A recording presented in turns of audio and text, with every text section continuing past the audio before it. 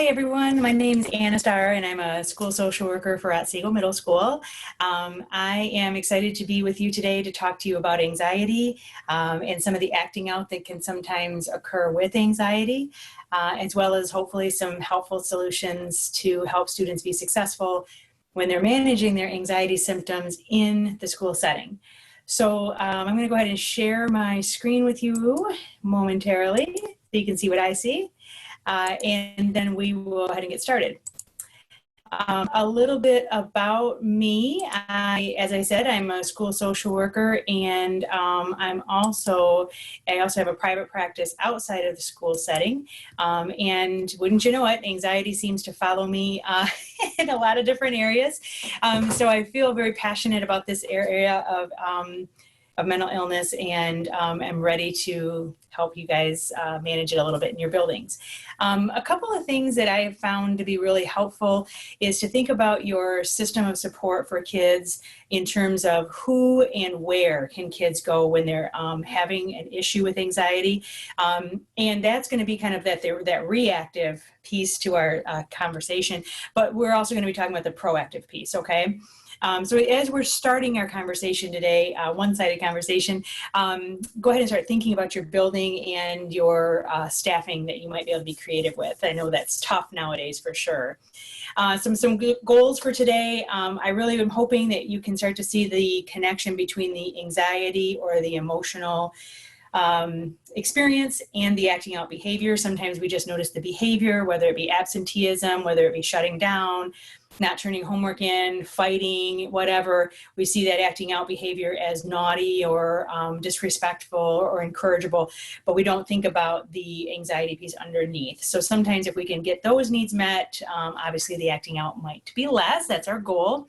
Also, I want to make sure that you guys have some ideas, some tools in your toolbox for counteracting these intense emotions in our setting. I think it's very different to do this obviously in a clinical setting or at home versus using the parameters we have at school. I'm really hoping that you can have something to walk away from to what you can do tomorrow in your buildings to support students who just need something extra. Nothing's worse than going to a training or sitting through a conversation like this and not having any ideas afterwards. That's really a waste of your time.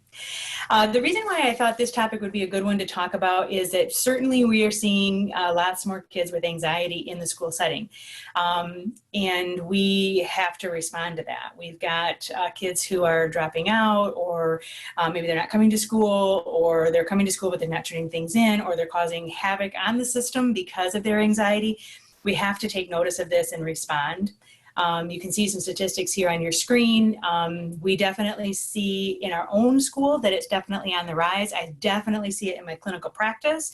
And of course, the pandemic adds to that a little bit, right? We've got a special whole nother layer of anxiety related to the pandemic, both actually about the virus, but also about what am I going to do now that school is not in session every day and I'm not able to see the same people that are my steady support system every day. So remember, these stats are, they're just daunting. You can look at and Google them, of course. But these are just the ones that are documented and are actually being, that meet the criteria for anxiety disorders. I feel like in the school setting, we have lots of others. We could probably multiply this by maybe another 20 or 30% of kids who are not documented and maybe miss one or two of the criteria components, but for the most part have that anxiety. So keep that in mind when you look at these statistics. They're probably actually on the low side. Causes, these are sort of that idea of things that we can't maybe impact a whole lot, but I think it's important to identify that some anxieties are organic in nature. There's some chemical imbalances that can skew. Hormonal shifts definitely can skew the way that the people look at the world. If there is a chemical need, then it will require eventually a chemical response like meds. However, some chemical imbalances are very slight and can be handled with coping skills alone. The reason I want to mention that is when you've ruled everything else out, it might be time to have that tough conversation with a parent and just say, have you talked to your doctor? Have you talked to your doctor about these symptoms and how it's affecting school? Certainly not in a position where you can diagnose or anything like that, but just to be able to say, we've tried a lot of things here and it doesn't seem to be working. What else can we do? Who else can we have as part of our team? Interestingly enough, there are a lot of medical issues that are also linked to anxiety, and that has to do with how these medical issues impact the, our heart rates, our gut, those kinds of things. It mimics anxiety symptoms, and then that can actually cause some anxiety symptoms. So things like thyroid, diabetes, heart disease, asthma, chronic pain, those kinds of things. When you think about the kids with diabetes, I know in our district, we've seen a rise in that as well. So now we've got kind of a both and, right? We've got the anxiety that is on the rise and also diabetes. So I thought that was interesting to note. I think the reason it's important to know that some of these things are outside of the student's control. I think dealing with students who have anxiety is one of the most frustrating things because we just want it to be over. We just want them to get through whatever they have to get through.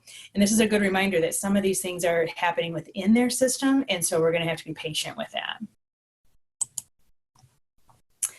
Other causes, trauma, definitely a hot topic nowadays, right? I'm so happy that we have grown in our education about trauma as a norm. I mean, we know a lot about trauma now, and I think that it's seeping into all different systems, including the school systems.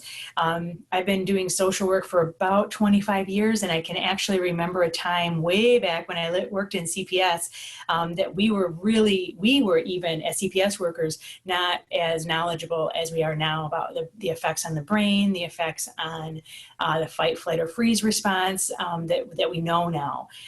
So if you don't know enough about trauma or you feel like you need more information on trauma, definitely at the end of our presentation, we have some resources for you because that's a really important thing nowadays to know.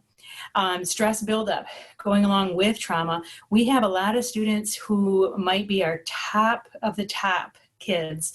They're involved in everything. They're valedictorians. They are all A's, they're doing all the AP classes they can. And the stress buildup is just pretty immense. Similarly, we've seen kids who have been at that top level at middle school, and then when they shift to high school, they have to work a little harder. Like maybe now they're in the AP classes, or now they're doing classes, college classes or other things like that. And all of a sudden the stress buildup is there because they haven't had to work that hard before, and they don't maybe know how, or they don't trust themselves to know how. They feel stupid and those kinds of things. That's a really important thing because that's something that can going unchecked can actually become an anxiety disorder. So I think about our kids right now who are working remotely or even in a hybrid / remote situation. Some kids are really good in class and able to get that good information and ask questions and hear it and see it and practice it, and they feel very confident in school. Those same kids may have a really difficult time in a remote setting for a lot of reasons, and so that stress buildup can be really sneaky, and then all of a sudden it's upon them. There are some research studies to show that personalities can sometimes lend itself to anxiety, just general personalities.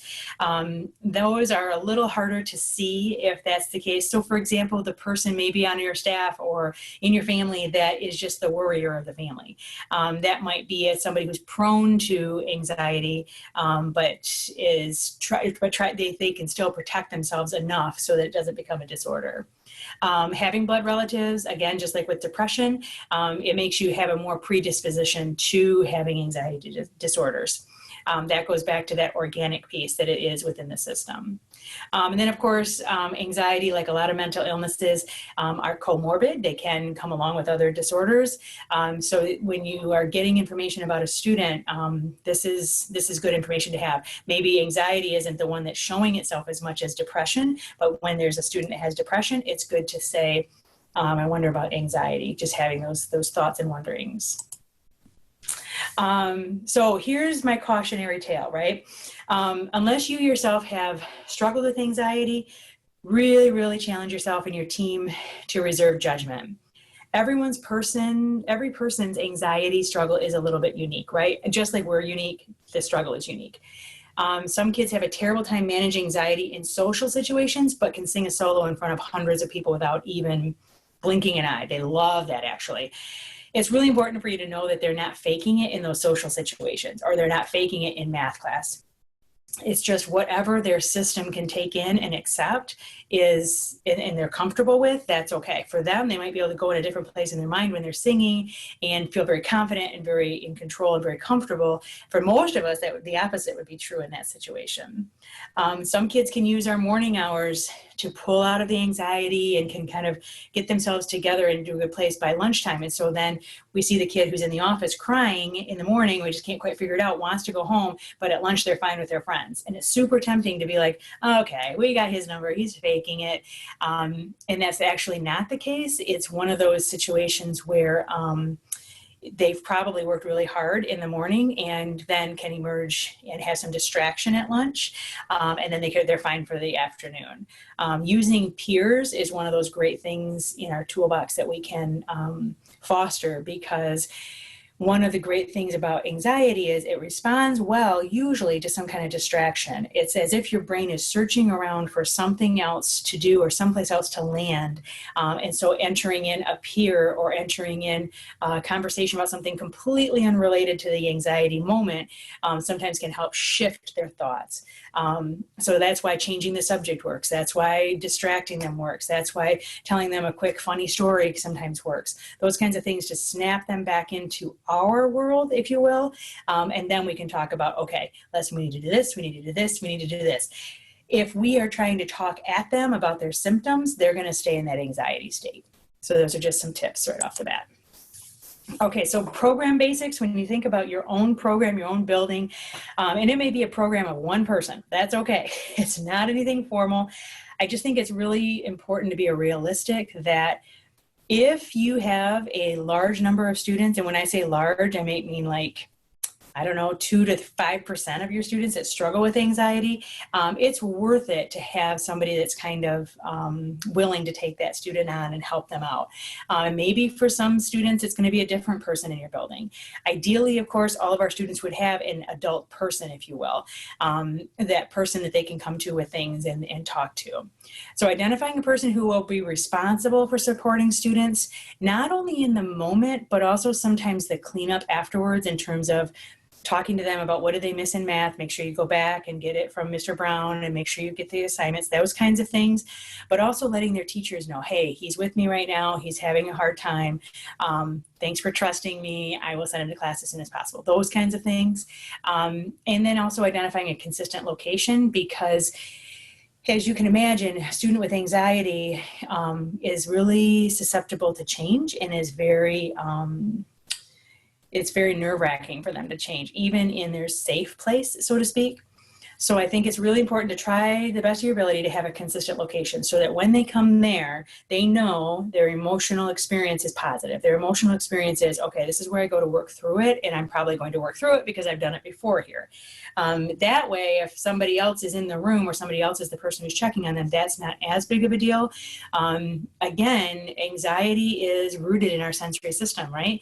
So our sensory system is saying something's off, something's uncomfortable for me, and I need to work through it.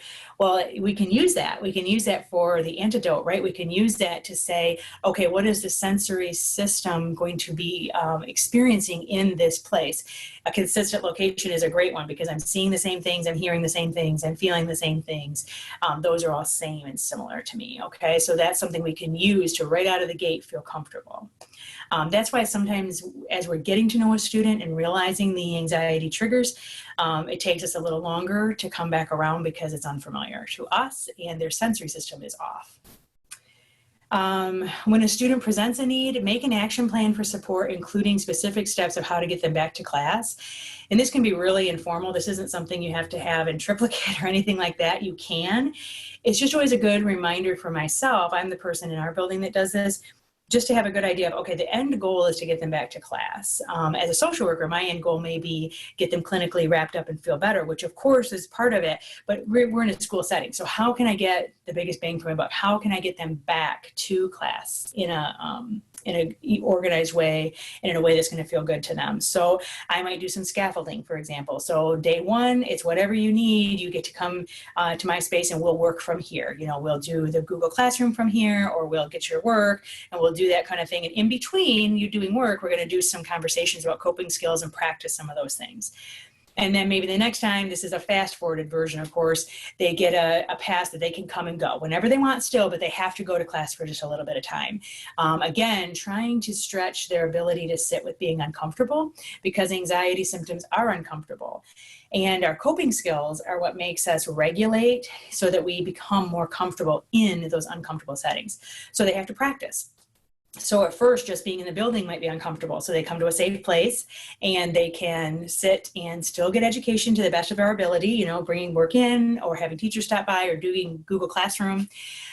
Those are some techniques of, okay, now you're in the building and now you're comfortable with this. So now we're going to ask you to do something else. We're going to ask you to go to one class. What's the first class you want to go to? We're going to ask you to stay in that class for at least 5 minutes, okay? Again, this is for an extreme example. Very few kids will have to start out with this sort of an example, but just to give you a range of options here. They go to that class, they have success. Now keep in mind, the days that they were in the consistent location, if you will, we were practicing some of these coping skills. So, okay, you're starting to feel a little bit, your breathing is starting to get ramped up. We're going to do X, Y, Z. Okay, your palms are starting to sweat. That's an indicator that you're having anxiety soon. We need to do this, this, and this, okay? So we've been practicing that. They can manage the 5 minutes, they feel success, they come back, they're able to relax, we're able to process what happened, and then perhaps the next day they're able to go for 2 classes or a longer period in the first class, and so on and so forth. Eventually then they can have a pass that they can use for a certain amount of time. So only 2 times a day can you use this pass, so use it sparingly. Try your coping skills first, okay? So that's an example of like an action plan. Sorry, I went a little bit off topic there. I just wanted to make sure you realize that there is a method to the madness. It's not just about getting through that day. It's about what is the long-term effect of this.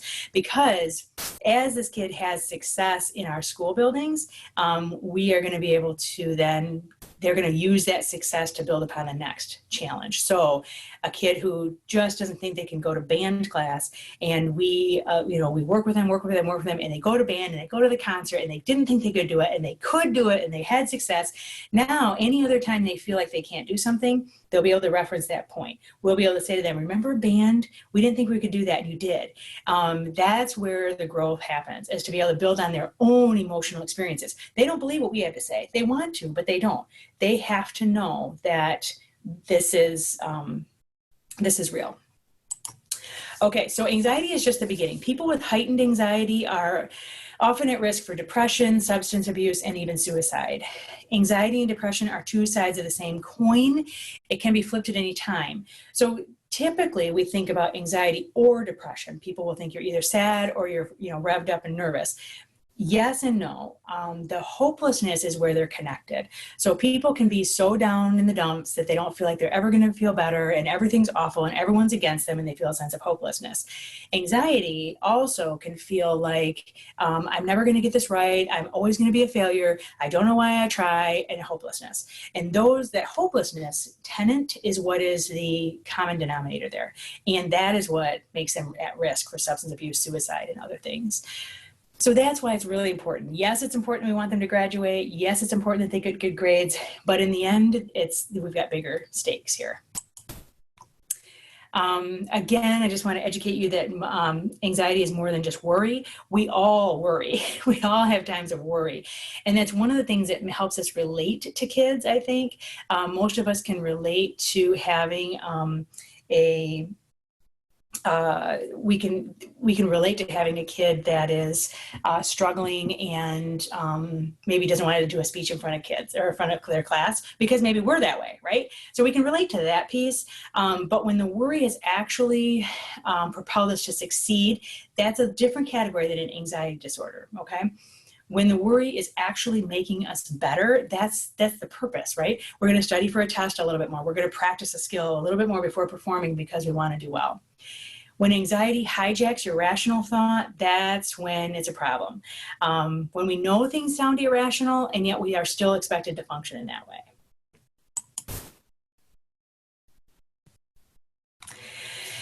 Okay, so how do we know when it's serious, that it's serious? Here's the tricky part. Sometimes, and maybe same at your schools, sometimes we'll get parents who will call and say, oh, they can't go to math today because they're anxious. Or a student will say, oh, the lunchroom just makes me really anxious. And so we're not quite sure. Is this just because they're uncomfortable? They had a friend issue and maybe that's the issue, or is it truly leaning toward an anxiety disorder? So there are some ways that you can kind of ferret that out a little bit more. When worry impacts our ability to function, that's a problem. So are you able to go to work or school? Are you able to manage relationships? Are you able to do things on a deadline? So like on time, for the most part, be able to do those things. If it impacts our ability to function on a daily basis, it is a problem. And so it will need to be addressed. So it should not get in the way of our functioning. The other kind of litmus test is frequency, intensity, and duration. Super easy assessment. How often is this happening? What's the intensity and how long are the events happening? We know that these things can happen very, very often, and then they're kind of fine for a while. Or maybe every single day a kid, looks at you kind of scared walking through the hall, but then they're fine. That's an example of a small intensity. You can tell they're nervous, you can tell they're having anxiety, but they're keeping it together. So that doesn't raise up to the intervention that's necessary.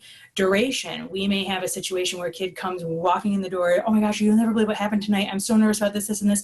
I just need to catch my breath for a minute, and then it's over. That's an example of a small duration, okay? So those kinds of things you need to ask yourself as a team, like, okay, this kid is coming in pretty often, or what happens a lot of times in the secondary level is they'll come and see me for, 5 or 10 minutes, and then all of a sudden I hear that they're in the office for 5 or 10 minutes, and then they're going to the bathroom every other, 20 minutes in class. They're sitting and talking into another teacher's classroom. So that's really good to team with people, to be able to email out and say, hey, has anyone else seen this kid a lot? Because they might be in disguise and still need a lot of help. Okay, so let's jump into acting out. That kind of comes part and parcel to anxiety. Anxiety can look in a lot of different forms. Again, we may have kids that won't even come to school because of it. We may see a lot of emotionality, tantruming, screaming, walking out, those kinds of things. Incorrigibility, it's really much easier, believe it or not, to sit in the office in a place like that than to be kind of quote unquote on in the school setting, in the classroom setting. So sometimes they'll act out just to get out of class because it's easier, it's safer. So it's really important, again, to think about an action plan that gets them that same result with a more socially acceptable way to do it. So asking for a break, or asking to see me, or like in our building, we have our hallway is basically a circle. We can just say, why don't you go take a lap real quick? Or why don't you go get a drink and come back? Those kinds of things where they can kind of come and go and resettle themselves are very, very helpful. The idea of trying to mimic whatever they need. So for example, if a kid has anxiety really, really high and they're trying to avoid work, or they end up avoiding work because they're just so shut down, then we need to be able to say to them, okay, you can do 3 math assignments, or come with so-and-so and they're going to help you, or I'll get you started and then I'll come back. Those kinds of ways that are going to mimic that same payoff, if you will, that same safety, but also is more socially acceptable than what they're doing. It's not socially acceptable in our systems, obviously, to just not do any work, but it might be socially acceptable to ask for help, or it might be socially acceptable to have a teacher get you started and come back to it, or sit next to a peer or something like that. So those are the kinds of things that we really need to look out for. Absenteeism, to the greatest degree possible. If it's possible for you to do a home visit, those can be really illuminating. I know with COVID, it may not be possible or even comfortable, but in some way to be able to say, okay, this isn't working anymore. You're not going to get better at home, but you can do it here. We can even do that from remote learners who are quote unquote absent because they're not signing on. That might be a time that you do a phone call and it's on a conference call with a parent or whatever. We've got to try to capture those kids back in, because sometimes they fall below the radar because they're not causing any trouble. And in fact, they're not even here. We have to be careful of that. So antidotes, what can we do? How can we conquer this? Basically, I've tried to just divide it into a real simple way to think about it. There's like this pregame stage, there's this game time stage, and like the after party, if you will. Since we're kind of, sports are sort of emerging again, I thought it'd be kind of fun to use one of those as an idea to kind of remember what the process is. So pre-gaming, this is after we've identified a kid has the frequency, intensity, and duration that needs intervention, okay? We identify that student, and then somebody, the identified person in your building, will meet with them and talk to them about what does it feel like when you're anxious. Preferably, we're doing this when they're not feeling anxious. So maybe, for example, if choir is a very easy class for them and they love choir, maybe that's one of those times that's one that they go to choir for a bit and then come out and talk to us and then go back to choir, for example, because they're feeling in a good place.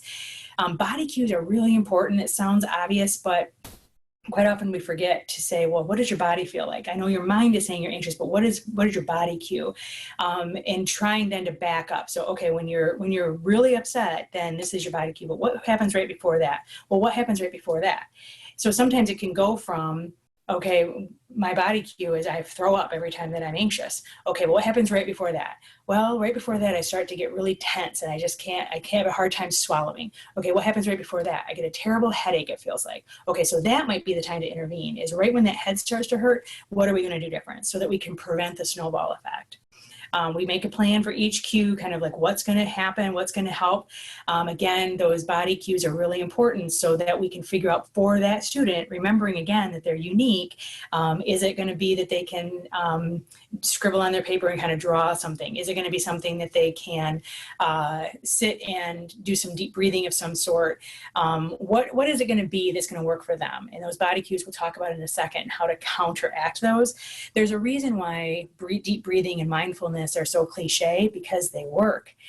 So it's important to be able to teach them socially acceptable ways to do deep breathing, right? We're not going to sit and strike a yoga pose in the middle of math class, but we might be able to take a big stretch and then take a break in between, right? So we make a big stretch. Oh, that feels good. And at the same time, you're taking a deep breath, okay? Or maybe as you're putting your stuff away and you're bending over to put stuff away in your backpack or whatever, you're exhaling a huge breath, okay? So there's ways to make that happen, whether it's a little more sneaky, and being really mindful of those body cues is really important, again, because then we can get in front of it.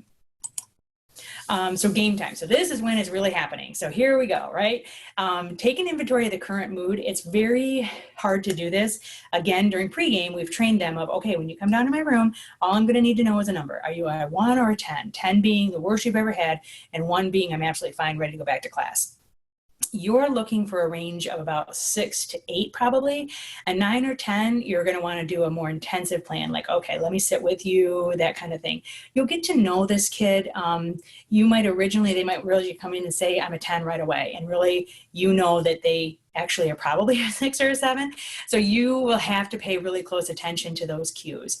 Obviously, if a kid is ever saying that they're going to hurt themselves or hurt someone else, or I don't feel like living, obviously that's, whoops, we stop everything and we go ahead and make a parent phone call and delve right into a safety plan that might include an ER visit. Okay, so really, really clear there that that's not a time to do some deep breathing. That's a time to rally the troops and get some help. Panic and anxiety attacks, those are these kind of brief, intermittent times where they're having a hard time catching their breath, they're maybe tearful, maybe crying all the way through. Their emotional brain has captured the logical part of the brain, right? So it's this war between the two, so to speak. So if you can counteract that by getting the logical brain to start working again. So this is, again, very unique for kids, but one time I had a student that had some pretty significant panic attacks, and he was an NBA fan. So for him, when he would go to his safe spot, he would start to recite the NBA teams. So he would rattle them all off. Now, at first, he would write them all out. It got to the point where he would be really good at it and could just say them out loud. Then that became too easy, so then he would alphabetize them. So it's got to be enough of a thing where it's got to be hard enough that it's really engaging the brain, but also familiar enough that it's interesting to them. So if I had a kid who's really a numbers freak and just loves to think about numbers, obviously counting ahead, 1 to 100 is no big deal to them, but maybe counting by 8s, or maybe counting by 8s forward up to 100 and then back by 7s or something to keep the engaged brain, because what's happening is, as the brain is starting to come back around and really have to employ that part of the brain, then the emotional brain is going to have to quiet down, because otherwise you can't do the math problem. That's also a great way for you to be able to get a test of of where they're at in their scale. So let's say they come in at an 8, and let's say my NBA kid comes in at an 8 and he's stuck on Pistons. That's the only team he can think of at an 8. Well, I know he's still elevated really, really a lot. If he's able to then go and quickly name another 10, then I know, okay, he's coming down to maybe about a 6, and then another 10, okay, he's at a 4. So I'm able to kind of see the progress there. And when they come in at that stage, you know, elevated, but not, obviously we're in their crisis mode, it's okay to leave them for a few minutes. It's okay to say, okay, here's a reminder of what you're going to do. We've already practiced this and planned this out. I want you to get started, and I'm going to come right back to you. Because let's face it, it's unrealistic to have somebody be able to sit with them throughout this entire process. However, it's important to have somebody within the vicinity and actually check back. So that's why it's tricky with this group of people to have it done in the classroom, or even in a busy office setting. You really want to make sure that they've got a space for that. So that's the whole idea of helping with the panic attacks. Again, logical versus emotional brain. And then we want to try to reset the body by counteracting those involuntary movements. That's why breathing works, because breathing is involuntary. And when you hold your breath, or when you take a deep breath, or when you slow your breathing, those are involuntary. You're going against, I mean, those are voluntary, sorry. You're going against what your body naturally wants to do. So now all of a sudden your brain has to pay closer attention, okay? Same thing with blinking, same thing with swallowing, you know, all these things that just happen, we can slow those down. So some people do close their eyes during that. For me, as you can imagine, I'm a fast talker. So for me to very consciously slow down is voluntary. It doesn't feel as comfortable, okay? Teaching kids mindful minutes is across the board probably one of the best preventative and proactive kinds of things you can do. And teachers can do these. This can be a really nice transition from you're in the hallway, and instead of bell ringers, or maybe in addition to, it's a bell ringer, and then let's do a mindful minute. And it's exactly what it sounds like, okay? It is 60 seconds, you set a timer, you have everybody get comfortable in their seats, you know, you'll have to have some parameters, of course. It's really nice if their feet are touching the ground, both flat on the ground, and if they're sitting square in their chair, they can put their head down, they can keep it up, and they can have their eyes closed or open. But you just being able to say to them, okay, think about some place that you enjoy being. Think about something that is special to you. Think about, you know, something that you're proud of, you know, those kinds of things. I try to stay away from places or people. Like, think about someone who's important to you, or think about your house. Those things might be triggers accidentally, but if you say something that they've done, like think about something you're proud of, think about something that surprised you, think about something that made you smile, those kinds of things. Or simply it could just be, think about what we're going to do in class. Think about this, think about that. It just helps to slow everything down.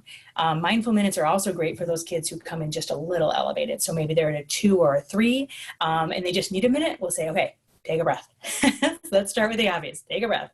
And then what is going on? And then they can tell you, and then they're in a better space. Okay, post game. So take an inventory again with your students. So let's say the kid is kind of antsy and kind of wants to get back to class. I like them to at least tell me what number they're at. So maybe they're kind of like, okay, I'm fine, I'm going to go back to class. Well, tell me what number you are and why. What made you jump from an 8 to a 4? And then that kind of, and you can ask them some questions. Make sure that they're really fully engaged with you instead of just sending them off because they are feeling uncomfortable. We can always plan or tweak the plan for the next time, and then celebrate how they went. It's always nice to be able to say, wow, you really recovered from that nicely. Good job. Way to come back from something that was really intense. Those things are really important.